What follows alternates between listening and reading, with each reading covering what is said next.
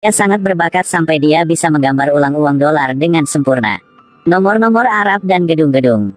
Bahkan mata Franklin. Dia juga menggambar ulang tidak kekurangan maupun kelebihan bulu apapun. Saat ditahuikan masalah ini, benar-benarnya adalah menemukan ahli pemalsu uang. Amerika sudah mengeluarkan versi baru dolar. Beralih ke potret Franklin dan memperbesar nomor Founderdy sampai 50%. Ada banyak garis dan lebih rinci. Ada lebih 100 jenis tanda anti pemalsuan. Bahkan saat memakai printer yang memiliki resolusi tertinggi. Juga memiliki salah-salah dalam saat cetak. Penikmat-penikmat juga tahu di mana palsu atau asli. Kekurangan adalah tulisan di kerah Franklin. Sebenarnya mereka menggunakan teknik pencetakan tingkat tinggi. Jika tidak ada cara ini, gimana bisa mencegah uang palsu? Dan tentu saja, ketepatan dari foto yang digambar tangan Huangxi ini benar-benar dapat melampaui semua jenis printer di pasar. Selanjutnya adalah memecahkan masalah tanda air. Huangxi mengeluarkan lukisan terkenal. Master seni lukis China memiliki keterampilan yang sangat unik. Itulah tulisan tangan yang kuat. Gambar dibagi menjadi 3 lapis. Dan semua lapis akan saling mirip. Saat ini, tiba-tiba pelukis itu paham. Yang pertama, buatlah tanda air. Kemudian, jepit 3 lembar kertas menjadi 1 dan tekan menjadi 1 lembar. Dengan cara ini, tanda air uang akan dibuat sendiri. Langkah selanjutnya itulah prostetik. Berdasarkan prinsip optik reaksi kimia. Air besar bagaimana, nanti suhu juga tinggi begitu. Hal itu sangat khusus. Jika tidak hati-hati, itu akan dihancurkan semua. Akhirnya, Huangxi dan Xiang sudah makan 2 bulan. Akhirnya, mereka sudah dibuat uang palsu persis seperti aslinya dengan sukses. Jika Anda memiliki panel listrik, nanti harus pikir tentang kertas untuk cetak. Artinya gunakan kertas bebas acid. Goresan hitam harus menjadi kuning. Bagian ini pemerintah sangat ketat. Tapi kertas bebas acid tiap tahun tidak produksi banyak. Semua dikirim ke ruang media untuk membuat buku alamat. Jadi pelukis itu harus menjadi orang cacat. Mengambil nama seorang dermawan. Dengan sukses membeli 500 ton kertas di biro media. Kertas bebas acid sudah tersedia, selanjutnya adalah printer. Karena semua printer uang kertas adalah printer cekung yang dibuat dengan khusus. Hanya pemerintah yang diizinkan untuk menggunakan. Lebih beruntung sebuah bank milik negara di Eropa Timur bangkrut. Peralatan bekas yang akan dilelang.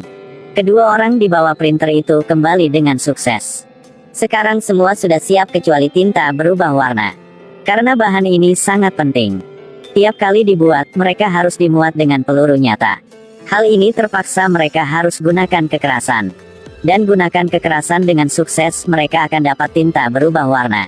Si pelukis jahat itu tidak ada yang tidak mungkin untuk dilakukan. Setelah selesai, mereka akan membersihkan semua jejak yang tinggalan. 500 ton kertas bebas acid. Printer grafure tinta berubah warna. Dilengkapi sepenuhnya oleh para jenius palsu. Proses cetak uang bisa dilakukan. Perangko dicetak setelah identifikasi. Terlihat persis seperti hal yang nyata. Setiap hari, ada 10.000 uang palsu menyebar sepanjang tempat di dunia. Sampai Yakuza di kawasan Asia Tenggara juga dipakai. Beberapa waktu kemudian, hal mereka peroleh adalah uang dengan uang. Tapi Huangxi tidak merasa bahagia apapun. Tinta dekat habis. Apakah kita harus membunuh orang untuk mencari uang? Tapi kita sudah naik kapal jadi susah untuk turun. Kebetulan dalam satu transaksi, Huangxi menemukan sebuah mobil yang bisa berubah warna. Dia mendekati untuk melihat yang jelas. Ternyata itu menggunakan bahan yang sama dengan bahan baku pada uang dolar. Setelah banyak kali memperbaiki dan dibandingkan, dia sangat berbakat sehingga dia berhasil membuat tinta yang berubah warna. Dan selanjutnya, tujuan transaksi mereka sudah menjadi titik balik. Di jalan, Huangxi ingin berhenti. Pelukis tawa terbahak-bahak setuju. Dan memberikannya sebuah villa mewah. Ternyata, si pelukis sudah tahu. Kali transaksi ini pasti akan menjadi acara besar. Karena objek transaksi ialah seorang yang membunuh ayahnya pada 7 tahun yang lalu. Kedua pria di meja perundingan sama-sama memiliki pemikiran mereka sendiri. Seseorang yang ingin memiliki teknologi pencetakan uang. Seseorang yang ingin balas dendam untuk ayahnya. Dan benar dengan pikiran. Sebuah bom di dalam koper tiba-tiba meledak. Saat ini, si pelukis angkat senjata dan menembak dengan gila. Untuk penyergapan rudal. Peluru jatuh seperti hujan. Dalam sekejap mata, rumah ratusan orang segera diratakan. Huangxi di pertempuran yang kepanikan. Sudah menyelamatkan seorang wanita yang dibakar oleh api bernama Vivi. Kemudian, Huangxi sudah mencari dokter operasi lebih bagus untuk Vivi. Karena masalah ini, semua orang beristirahat di pulau kawasan segitiga emas selama setahun. Mereka mulai transaksi baru. Kali ini, pembeli adalah seorang pengusaha yang kaya. Janjian sebelumnya belum terlihat. Tapi dia dikenal oleh Paman Siang. Si pelukis dengan secara inheren skeptis berdiri dari jauh untuk melihat pengusaha. Hasilnya segera membatu. Ternyata dia masih ingat yang jelas. Dia pernah ketemu dengan seorang ini di toko barang antik di Kanada.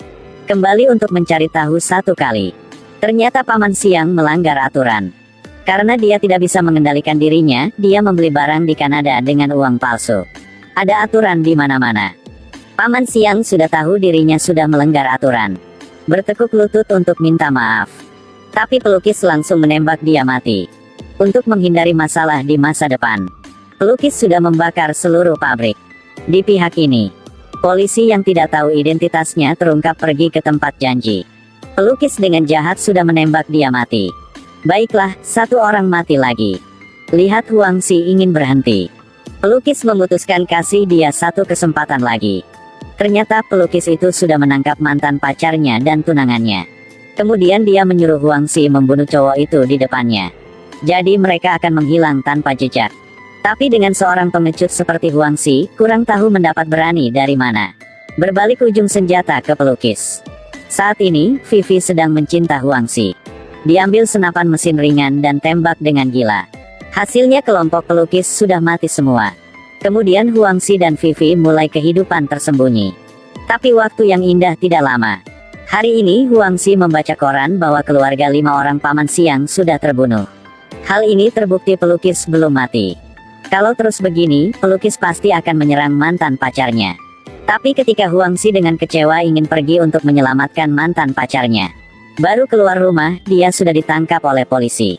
Menurut deskripsi Huangxi, polisi sudah menggambar potret pelukis. Ada kabari. Mantan pacarnya buru-buru datang untuk menjamin Huangxi. Saat dia tahu dia tidak terlihat oleh polisi, Huangxi selalu pengecut benar-benar terbuka. Alisnya kencang, suasananya menindas. Saat ini, pelukis memakai segaram polisi muncul di pintu masuk kantor polisi. Polisi-polisi datang untuk menangkapnya.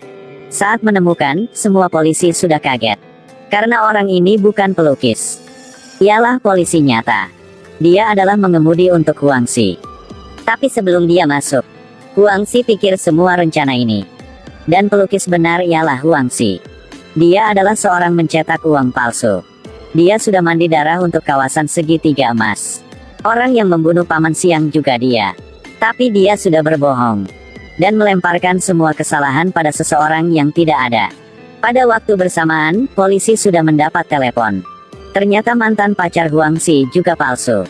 Setelah menyelamatkan Vivi di segitiga emas, Huangxi sudah minta dokter membuatnya terlihat seperti mantan pacarnya. Dan tentu saja saat polisi sampai hotel, mereka sudah tidak ada. Saat ini mereka sudah melari diri dan pergi ke laut. Arahkan saja perahu ke laut. Polisi juga tidak bisa menemukan mereka. Saat ini, tiba-tiba Vivi berhenti perahu. Dia tahu di dalam hati Huangxi hanya punya mantan pacar. Dirinya selalu pengganti. Karena benci, dia benar-benar mati hati. Saat polisi sampai, Vivi sudah meledak perahu. Karena hal ini, saya akan berkata untuk Anda sebuah puisi. Lelaki jenius soal uang palsu. Ketemu dengan kesalahan. Kehidupan manis seperti madu. Tidak perlu berspekulasi untuk untung. Akhir.